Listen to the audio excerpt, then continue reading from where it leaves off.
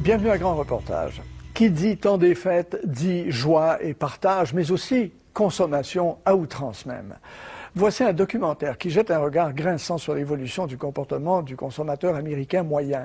Je consomme, donc je suis. Voilà la nouvelle réalité. Selon certains experts, si l'achat de produits dernier cri est perçu comme principale source de bonheur, cette culture de l'avoir prônée par la publicité et le marketing rend ce bonheur toujours plus éphémère et le consommateur toujours plus insatisfait, sans parler des conséquences environnementales néfastes.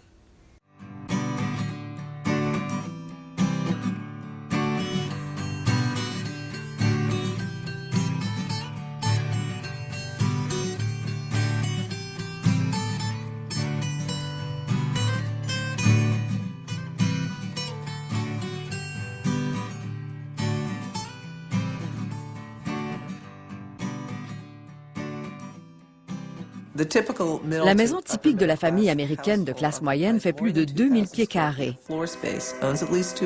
Elle a au moins 2 voitures, un nombre insensé de meubles, d'appareils électriques, de télévisions et tout ce qui va avec. La cuisine déborde d'électroménager, malaxeurs, bouilloires, machines à café, tellement de chaudrons, vaisselle et ustensiles qu'on ne les compte plus.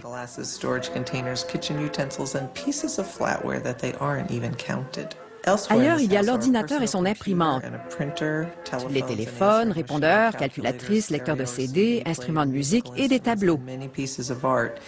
Il y a un nombre incalculable d'objets décoratifs, petits pots et photos et toutes sortes de babioles. Et dans la salle de bain, il y a le sèche-cheveux, la brosse à dents et le rasoir électrique, et ces armoires débordantes de serviettes et de produits de soins personnels. Les placards débordent de complets, de vestes, de robes, de pantalons, de chemises et de chaussures de tout genre. Et n'oublions pas les bijoux de grande valeur, les montres, les bagues, mais aussi toute cette panoplie de breloques et de boucles d'oreilles, des boucles d'oreilles et des boucles d'oreilles. Dans la salle familiale, des livres, des vidéos, des CD, revues, photos et bibelots, tapis et encore d'autres meubles décorés de fleurs artificielles. Et puis dans le garage et le sous-sol, toutes sortes d'équipements de sport, bicyclettes, skis, de valises et outils de jardinage. Et à tous ces biens de consommation, il faut ajouter les sommes énormes dépensées pour des services comme la garderie, le cinéma, les restaurants, les voyages, la coiffure, les massages, Disney World, les assurances, les hypothèques et même la location d'entrepôts où d'autres biens sont entassés.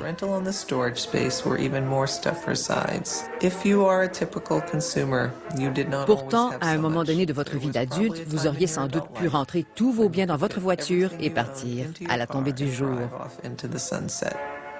Aujourd'hui, il faut des professionnels pour vous déménager. If I find something that I really love, I've got to have it. If that's materialistic, yes. Americans are in fact too materialistic. Is that a joke question? Oh my God, it's disgusting. We're an extremely materialistic culture.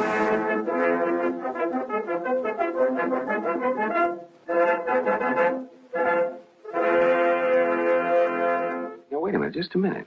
What's wrong with this type of materialism? Je pense que dans notre société de consommation, nous sommes tellement aliénés par tout ce processus de consommation que nous ne sommes même plus sûrs d'être vraiment en vie. Être en vie dans ce pays est devenu une sensation contrefaite, dans le sens que si on achète quelque chose, on est excité et on a la sensation d'être vivant. Le problème, c'est que ça ne dure pas longtemps. Pour le retrouver, il faut racheter ou avoir des relations sexuelles encore, ou faire quelque chose qui suscite cette sensation merveilleuse. I wish my living room were all redone. Historiquement, le fait de posséder plus rendait plus heureux, mais ce n'est plus vrai aujourd'hui.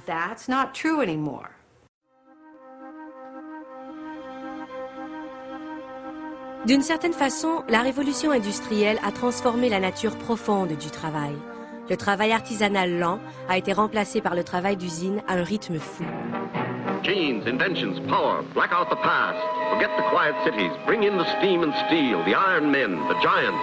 Open the throttles faster and faster. Avec l'explosion de la productivité à une vitesse sans précédent, quelque chose de plus fondamental s'est insinué dans ce processus de transformation. La façon dont les gens se perçoivent et se situent dans le monde. La révolution industrielle n'est pas simplement intervenue sur la quantité de biens qu'on pouvait produire pour les autres, mais aussi sur celle qu'on pouvait s'offrir soi-même. Juste avant le tournant du siècle, il y a eu les années folles 1890.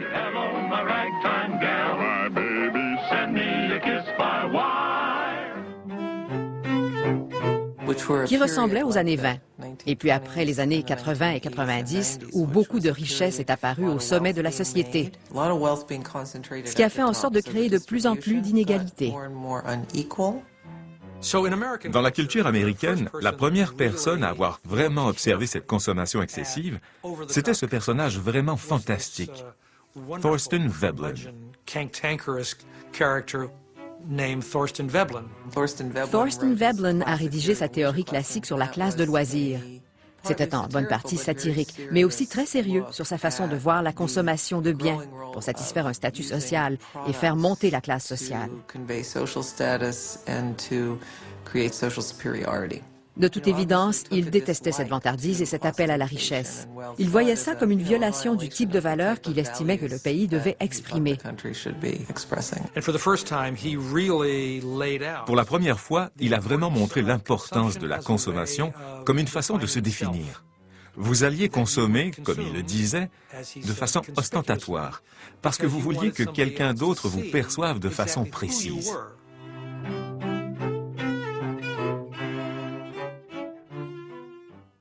La culture américaine, après la Deuxième Guerre mondiale, a pris un virage important.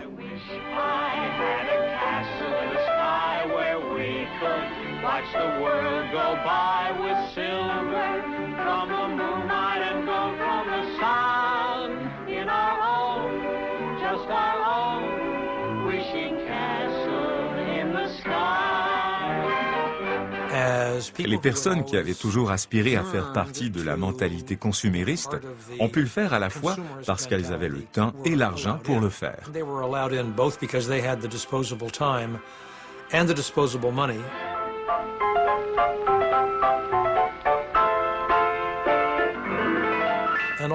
Et aussi parce que les fournisseurs de biens matériels, qu'il s'agisse de voitures ou de réfrigérateurs, tout ce qui était auparavant difficile à se procurer, s'étaient alignés sur le principe de vendre leurs produits à bas prix dans une communauté de consommateurs enragés.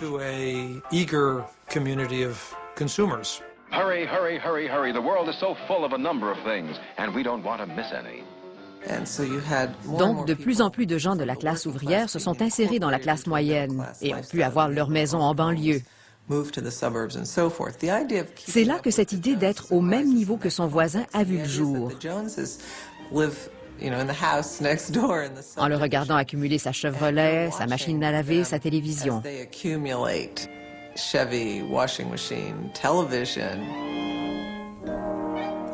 Ce concept d'être au niveau de son voisin impliquait de viser un niveau de vie toujours plus élevé. Donc, c'est devenu un modèle basé sur le voisinage. L'autre élément important, contrairement à aujourd'hui, c'est que c'était un modèle d'interaction sociale en face à face. Les gens voulaient des choses pas tellement à cause de la publicité, mais parce que leurs voisins l'avaient. Quand ils voyaient la Chevrolet dans l'allée, ou encore tous les jouets pour enfants, ou quoi que ce soit d'autre, alors ils le voulaient. C'était vraiment un modèle fondé sur la comparaison sociale. Dans les années 70, on s'aperçoit qu'il y a de gros changements. Le premier, c'est le nombre de femmes qui entrent dans le monde du travail pour faire monter les revenus, en particulier les femmes mariées qui ont des enfants.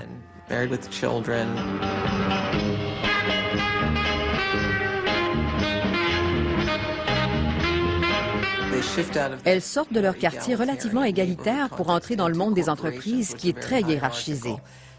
Elles sont confrontées à des niveaux économiques plus élevés, à des patrons et aux patrons de leurs patrons. Et l'autre élément clé, c'est qu'au lieu de se retrouver dans un milieu varié, où on communique avec ceux qui ont à peu près le même niveau de vie, de plus en plus de gens visent plus haut pour atteindre la société d'abondance, et ça pour de multiples raisons.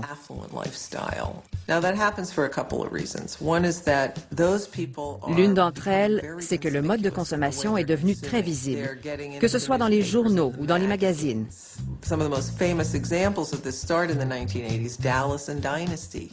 Dallas et Dynasty sont un bel exemple de ce nouveau temps dans les années 80. Vu par plein de gens aux heures de grande écoute. C'est l'époque aussi où était diffusée la vie des gens riches et célèbres, plus tard devenues les émissions de Beaujardin. Et au fur et à mesure que les gens passent plus de temps devant la télé, ils ne voient plus ce qui se passe chez leurs voisins et les connaissent de moins en moins. Et puis, il y a ces nouvelles maisons où les gens rentrent directement dans leur garage et n'ont même plus besoin de sortir. Donc, il y a un réel déclin de l'interaction sociale. Et c'est de cela dont parlait déjà Veblen dans les années 1890. Une consommation vraiment, vraiment ostentatoire. Really conspicuous consumption. Arrive alors le monde moderne de la publicité. Même si la consommation prend de plus en plus de place, l'appel à nos désirs de consommer ne fait qu'augmenter avec ce nouveau monde d'images, de messages et de marques. Un monde qui cible les besoins au creux de l'humain, en ayant recours à une nouvelle classe de spécialistes dont la fonction est de stimuler notre besoin impérieux de magasiner.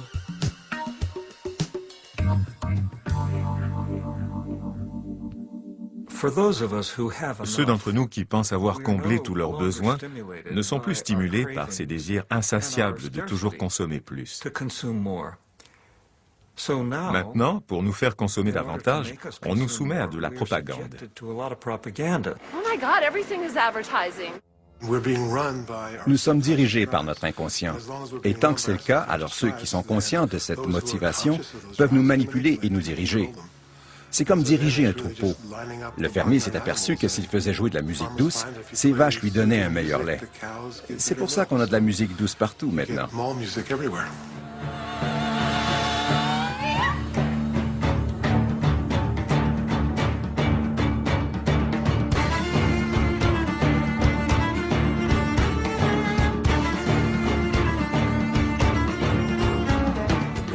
La machine de la publicité du marketing qui s'est perfectionnée de façon phénoménale depuis 40 ou 50 ans est en train en grande partie de diriger toute la culture de consommation. On every billboard, radio and television, on every newspaper and magazine. Et il y a de quoi avoir peur parce qu'ils sont devenus tellement experts pour trouver ce qui motive les machos, ou même les belles femmes qui veulent le devenir encore plus, ou même l'adolescente mal à l'aise. Ils savent comment cibler nos peurs. Ladies and gentlemen, this commercial is going to use subliminal advertising. C'est une méthode très étrange. Je pense que notre société fait l'objet d'une forme de contrôle de notre esprit. Pour moi, ça ressemble beaucoup au film La Matrice. Il faut sortir de cette matrice et apprendre à faire nos propres choix. You're powerless. I'll show you how powerless I am.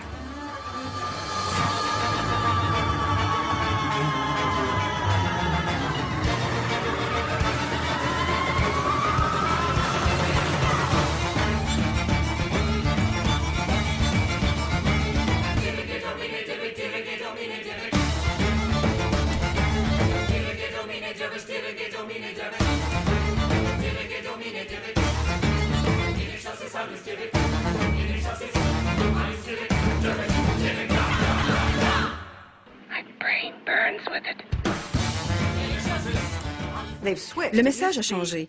Avant, c'était « Si tu achètes ça, tu auras du succès ». Et maintenant, c'est « Si tu achètes ça, tu seras heureux ».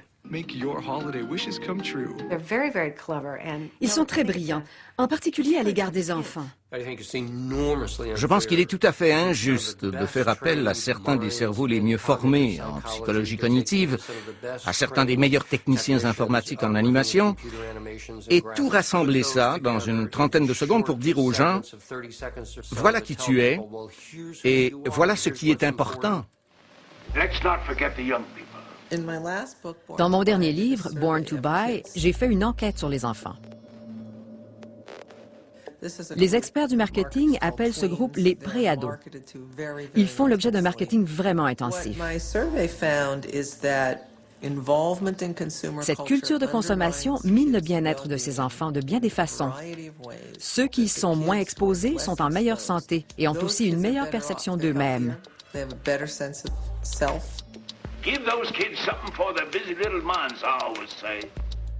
J'ai eu recours à un modèle statistique qui nous permettait de poser la question suivante. Est-ce la mauvaise qualité parentale qui conduit à la consommation? Mais ce qui est intéressant aujourd'hui, c'est que les bons parents et les mauvais parents ont des enfants hyperconsommateurs.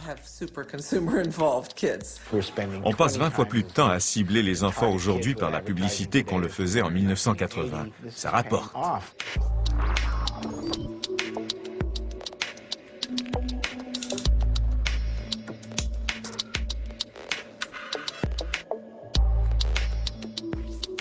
Et il y a cette tactique qui consiste à essayer de faire passer les parents pour des idiots et des vieux croulants, et ce truc qui vise à favoriser le comportement agressif parce que c'est cool et que ça fait vendre un produit. J'ai entendu un agent dire «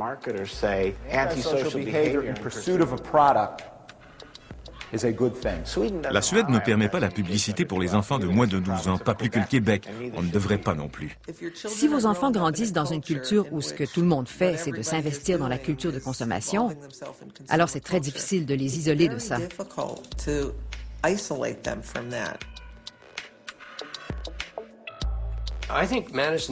Je pense que les publicistes ont un énorme pouvoir sur notre vie. On dit que pour gérer une société, il n'est pas nécessaire de gérer son système de justice ni son armée, mais simplement de gérer ses histoires et sa télévision. Et c'est exactement ce que font les publicistes. C'est intéressant. Je pense que bien des gens, moi y compris, on en arrive à un point où cela devient vraiment comme invisible. Parce que c'est tellement pernicieux. Les publicitaires ont eux-mêmes créé leur scénario. Ils nous ont bombardés de messages au point qu'on n'est plus capable de les écouter et franchement, on s'en fout. Donc, je n'éprouve pas vraiment de colère à cause de ça, contrairement à d'autres. Because it's subliminal, right? Subliminal. You're like walking around and there's all sorts of posters and banners and stuff that you don't even recognize, you don't even see. We just bought a car, and I believe that the advertising was a big part of that. I've got some big news. En moyenne, une personne voit environ 25 000 annonces de publicité à la télé par an. Et l'annonce ne vise pas simplement un produit, mais aussi une série de principes et d'attitudes face à la vie.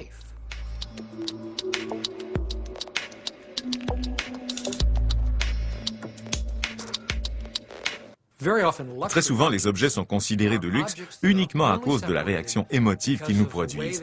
Ah, je l'ai enfin obtenu. Obtenu quoi? De l'eau trop chère? Une voiture trop chère? Analysé logiquement, l'achat n'a pas de sens, mais en y ajoutant la part émotive, on comprend mieux.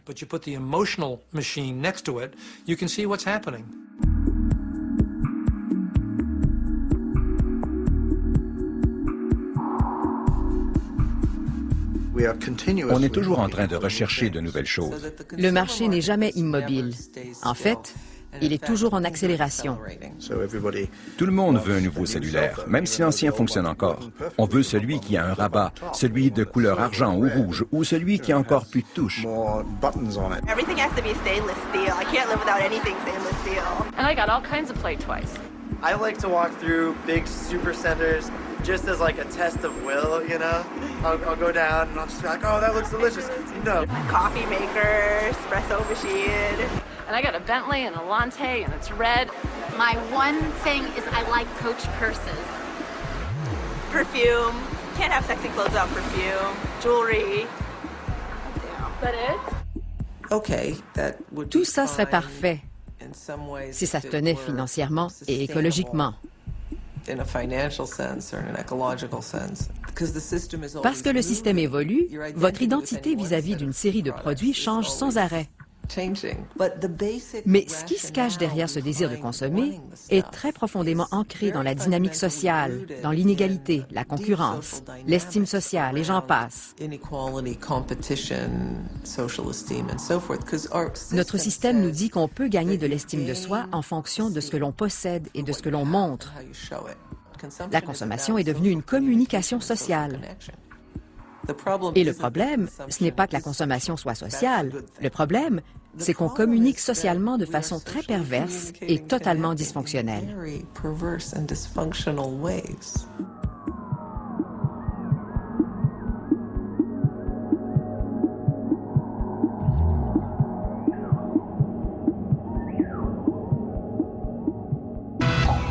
La croissance de la société de consommation pose la question du déclin de la participation citoyenne à la démocratie.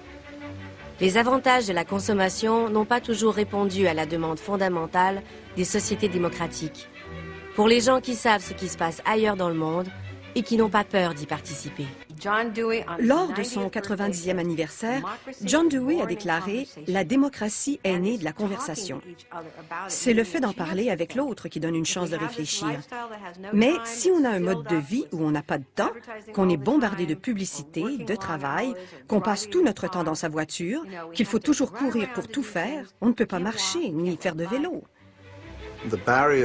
Les barrières contre le travail 24 heures par jour, 7 jours par semaine n'existent plus. Le temps n'est plus un problème. L'espace n'est plus un problème. La distance non plus. On peut travailler tout le temps.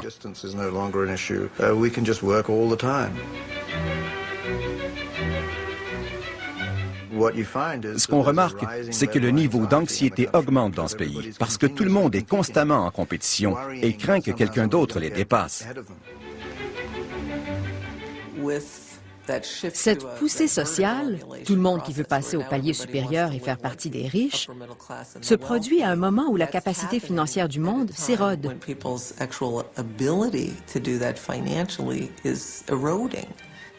Les salaires n'augmentent plus, les familles doivent avoir un autre membre qui va au travail juste pour essayer de garder leur niveau de vie. Alors, ils empruntent de plus en plus, ils travaillent de plus en plus et ils sapent leurs épargnes. Tout ça rend les gens hyper anxieux parce qu'ils sont constamment en état d'alerte. Le corps humain n'a pas été conçu pour ça. Le corps humain a été conçu pour répondre à des mesures d'urgence. Mais quand l'urgence devient constante et que le système d'alarme sonne sans arrêt, il n'y a jamais de repos. Les gens subissent alors toutes sortes de maladies de stress. L'anxiété n'est que le début. Ensuite vient la dépression parce qu'ils se sentent incapables. Il y a les maladies somatiques comme l'hypertension, les maladies cardiovasculaires. Donc, l'une des conséquences les plus évidentes de ce rythme effréné, c'est qu'on a tendance à diminuer le temps qu'on passe avec les autres pour faire des choses importantes. Par exemple, on passe beaucoup moins de temps à manger ensemble qu'à rouler dans sa voiture.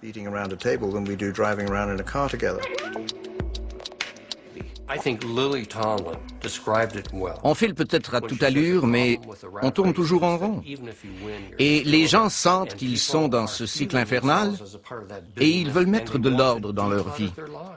Ils veulent simplifier leur vie pour avoir plus de temps à consacrer à ce qui a de l'importance.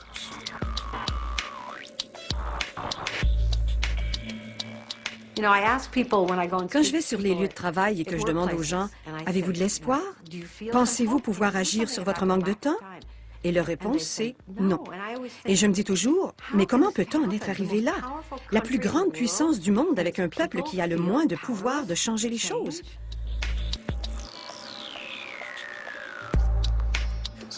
Ce désir de richesse nous conduit tout droit à la maladie, parce qu'on n'arrive pas à gérer les choses.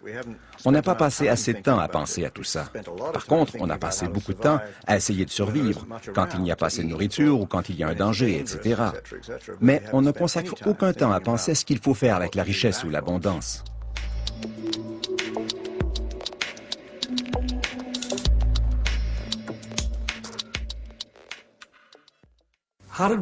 Comment se retrouve-t-on confronté à une vie de plus en plus compliquée et où on doit de façon urgente simplifier les choses?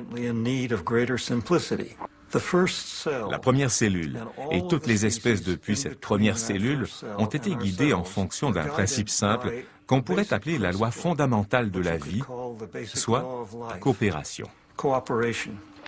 Il y a 3 millions d'années, nos tout premiers ancêtres ont commencé à évoluer sur la planète. Ils ont survécu principalement en prenant soin l'un de l'autre, pas parce qu'ils étaient charitables, mais parce qu'ils étaient leur seul système de sécurité sociale. Que l'on admette ce fait ou non aujourd'hui, notre espèce survit principalement parce que nous prenons soin encore d'autrui de façon vertueuse. Peut-être que la meilleure façon de se sentir en vie, c'est quand on aide les autres. Et ça ne se fait pas dans notre société de consommation.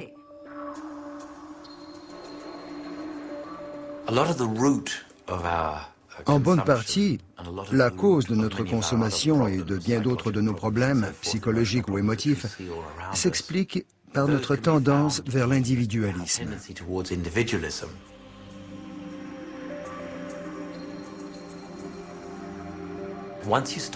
Quand on se met à penser à soi-même comme à un individu, il y a une grande partie de cette sorte de colle qui fait en sorte qu'on soit ensemble, qui nous donne le sentiment d'appartenir à quelque chose, qui se dissout. De très grandes quantités d'argent ou d'énergie contribuent à cette dissolution plus vite que n'importe quoi. Parce que ce qui se passe, c'est que ça vous donne la capacité de vous séparer des autres.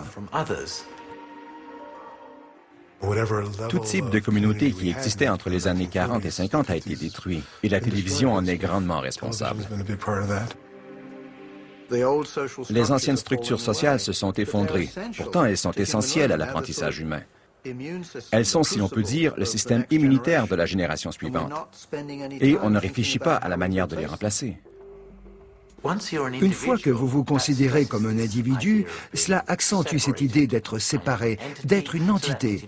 Donc, il vous faut votre propre maison, votre propre voiture, matériel de cuisine, machine à laver, lave-vaisselle, frigidaire, congélateur, etc. Tout ce qu'on peut imaginer. Nous sommes victimes du mythe qui veut que la route vers la belle vie est celle de la consommation. Que la vraie bonne économie est celle qui ne cesse de croître plus et toujours plus.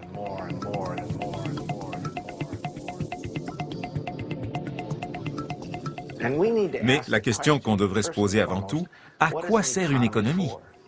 Si cela se résume à être le numéro 1 et avoir le plus gros PIB au prix de notre santé, de notre société, de nos familles, de notre environnement, alors cette économie et 2,50 $ vont payer un café. On doit se demander, pourquoi est-on aussi obsédé par la production et la consommation au prix des autres valeurs auxquelles on prétend croire? L'économie, ce n'est pas un simple débit d'argent comme on a tendance à le croire.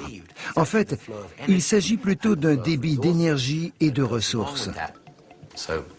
Et ce ne sont pas les mots qui manquent pour qualifier ce système d'économie. Fou, dévastateur et je dirais même suicidaire.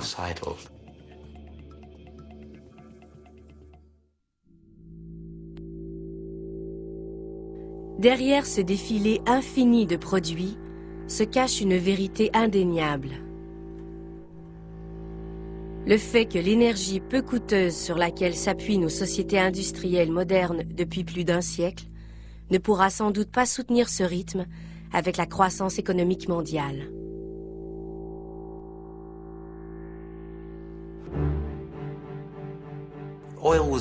Le pétrole a d'abord remplacé l'huile de baleine, une espèce qui en Atlantique était en voie de disparition à toute allure. Dans les années 1900, en fait en 1901, on a découvert un grand puits de pétrole au Texas, le Spindletop. Cela a vraiment changé la quantité de pétrole en circulation. Quand on pense à l'automobile, qui a déferlé après 1900, il y avait déjà en 1910 des bouchons de circulation aux États-Unis. Cela a vraiment décidé du sort du monde. Ça, et aussi les inventions de la technologie.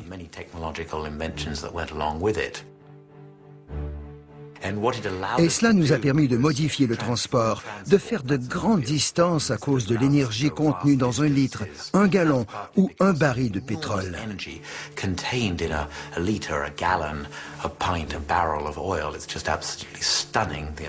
Un gallon d'essence, c'est l'équivalent du travail fourni par un homme très fort pendant un mois. On serait incapable de générer ça. Une fois qu'on a obtenu cette énergie, pour ainsi dire sans limite, et peu chère, tout s'est ouvert de façon extraordinaire et franchement désastreuse.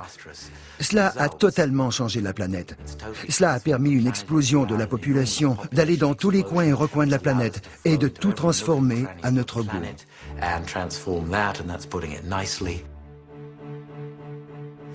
On a fait bien des choses avec le pétrole.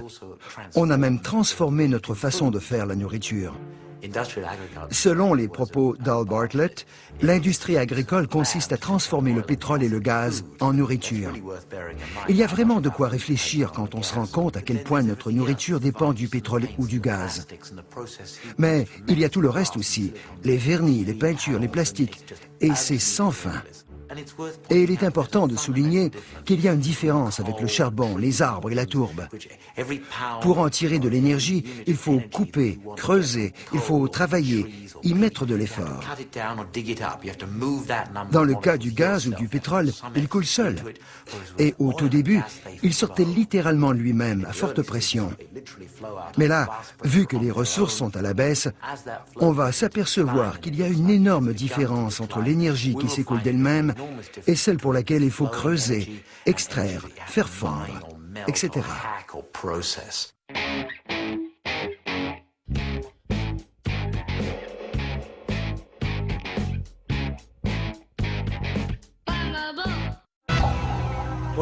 Que fait-on face à ce fait indéniable que pour atteindre ce niveau de consommation, nous saccageons la Terre? Une réalité désagréable, mais tout à fait réelle. En ce qui a trait aux ressources, actuellement, on consomme environ une fois et quart les ressources produites par notre planète. Si tout le monde vivait comme aux États-Unis, ça nous prendrait l'équivalent de 5 terres. Faites le tour du monde et vous verrez bien que quand les gens peuvent entrer dans cet univers, ils le font avec enthousiasme.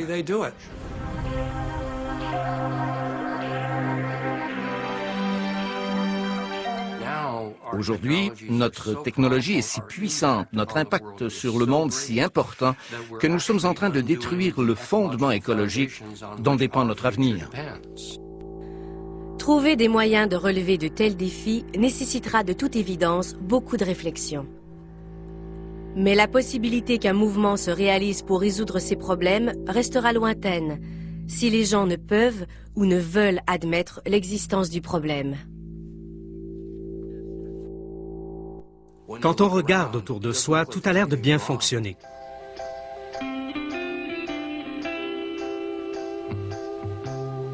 J'appelle ça le syndrome du beau jour ensoleillé. On regarde dehors et on voit une belle journée de soleil. L'eau sort du robinet, elle est belle et propre. Il y a plein de montagnes où on peut aller se promener. Il n'y a pas de panne. La nourriture au supermarché est saine et apparemment non contaminée. Les gens ne comprennent pas qu'il y a un problème.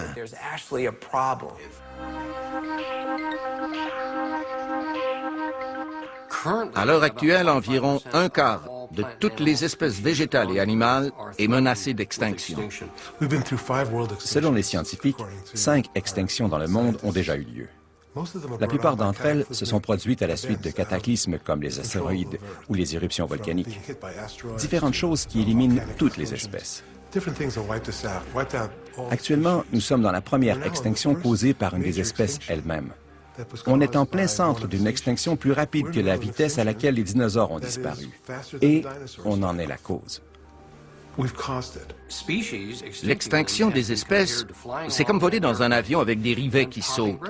Et vous vous dites, bon, OK, il y a quelques rivets qui ont sauté là et d'autres qui ont sauté ici, mais au bout d'un moment, c'est l'avion qui se démembre.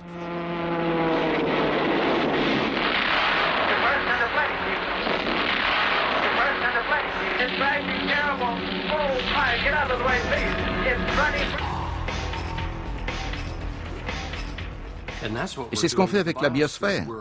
Le réseau de la vie elle-même est en train de se désagréger.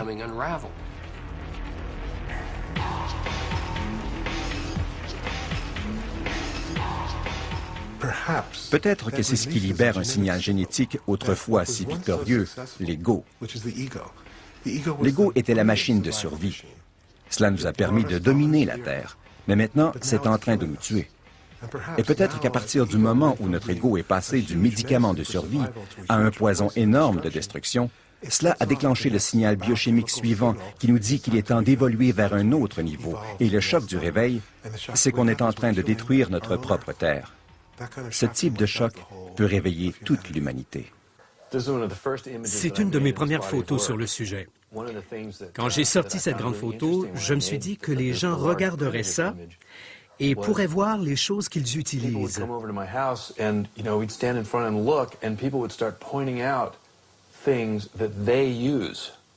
Et je l'ai fait moi-même. Ma femme et moi, on reste devant et on se dit « Oh, regarde la soupe Campbell ou cette boîte de fèves ». Ce qui m'a frappé, c'est que ce ne sont pas les déchets de quelqu'un d'autre, mais que cette boîte-là pourrait bien être la mienne.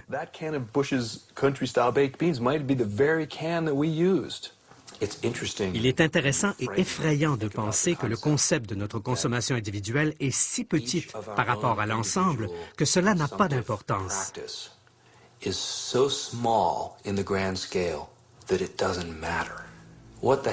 Quelle importance un VUS de plus quand ils sont non vendus pour 3,6 millions l'an dernier aux États-Unis?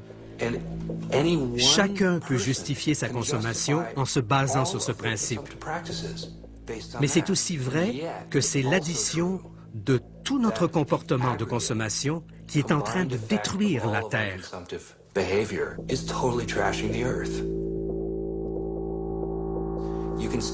On peut regarder ça de loin et accumuler tous les nombres ensemble, comme pour le pétrole que nous consommons ou le réchauffement de la planète.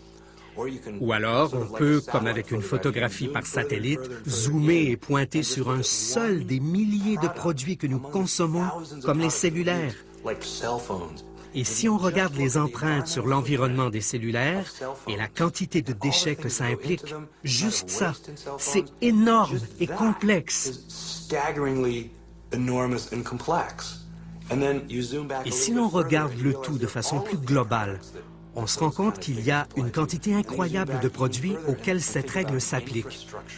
Et pensons à nos infrastructures, à tous ces camions et ces avions cargo qui ne cessent d'aller et venir aux champs de pétrole. Et si on recule encore plus, on ne voit plus les détails.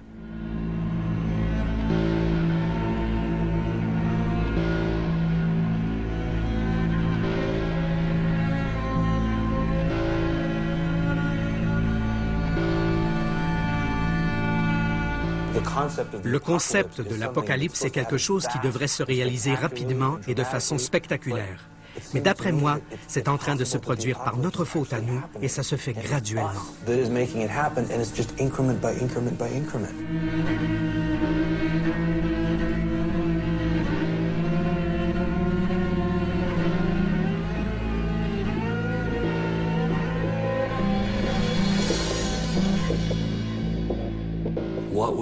Ce que l'on fait à notre planète, c'est quelque chose qui, à mon avis, peut détruire la joie et toutes les raisons pour lesquelles les gens veulent vivre. La question est si énorme et le comportement américain n'a tellement pas de limite que c'est impossible à comprendre.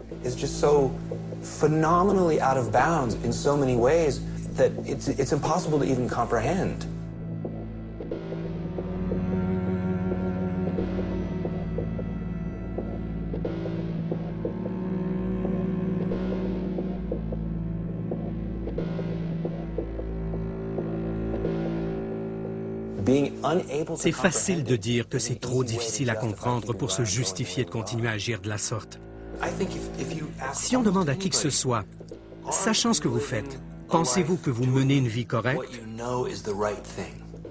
Je pense que la vaste majorité des gens, s'ils sont honnêtes, vous répondront que non. Mais d'une certaine façon, s'ils savent qu'ils n'agissent pas correctement, ils l'assument. Ils trouvent que cela vaut la peine d'avoir une foutue auto, de belles enceintes acoustiques en bois de rose.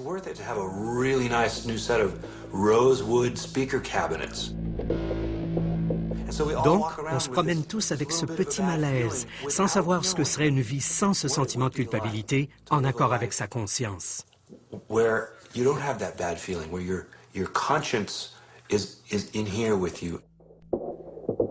Le principe de la conscience amène aussi celui de la responsabilisation.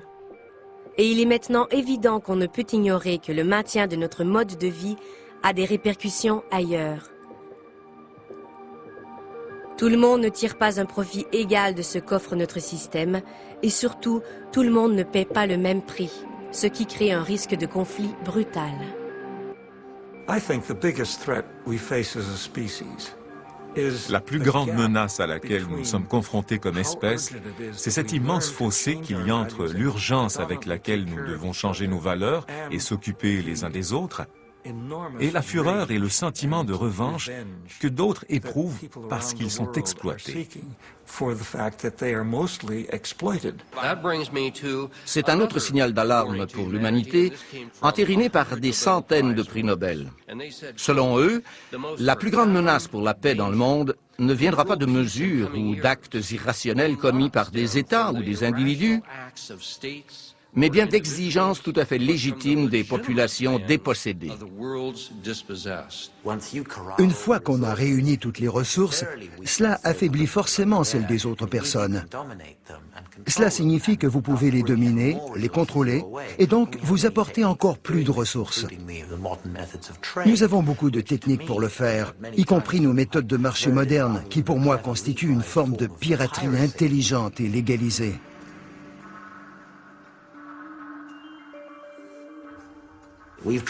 On a établi les règles en affirmant que c'était correct d'agir comme ça. Si on se concentre sur les ressources d'un lieu précis pour les transporter ailleurs, ça ne fait qu'augmenter la polarisation. Cela signifie que certaines personnes vivent sans et d'autres avec. Et là, on fait face à l'une des causes les plus profondes d'injustice économique. Il va vraiment falloir qu'on fasse preuve d'une grande humilité pour comprendre l'horreur que l'on a créée avec nos dollars et en notre nom pour avoir accès à des produits de consommation à bas prix.